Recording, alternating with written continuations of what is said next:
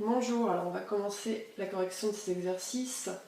Le schéma ci-contre est la reproduction d'un champ de forme triangulaire. L'agriculteur sait que le plus petit côté mesure 60 mètres et que l'angle J fait 30 degrés. Donc ici vous pouvez placer 30 degrés.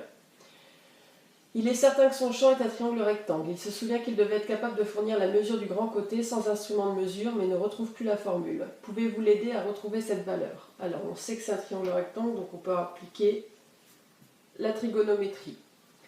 Alors vous écrivez en fait vos trois formules.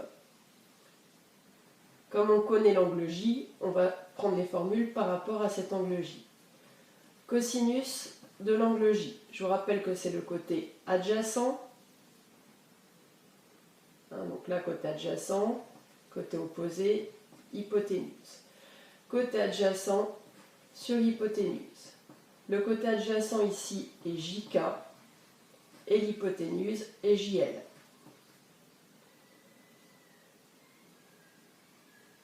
La deuxième formule, sinus. C'est le côté opposé sur l'hypoténuse. Donc ici vous avez KL sur JL. Et la troisième formule, la tangente. La tangente, vous allez prendre le côté opposé sur le côté adjacent.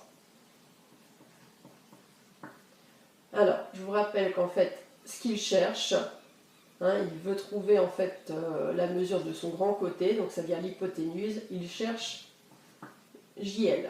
Et on a la valeur du plus petit côté, c'est-à-dire JK. Donc on connaît JK et on cherche JL. Donc je regarde dans ces trois formules, quelle est la formule qui contient à la fois JK et à la fois JL. On retrouve la formule du cosinus.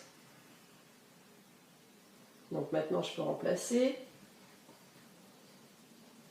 Cosinus de 30 degrés est égal à JK, donc JK fait 60 mètres, sur JL, le plus grand côté.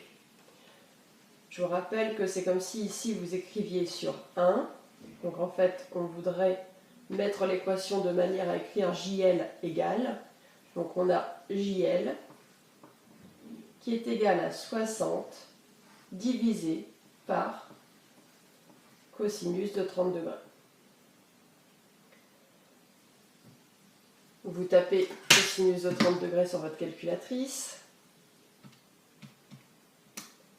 0,87, donc 60, divisé par 0,87, et vous trouvez 68,96, donc si j'arrondis, 69 mètres.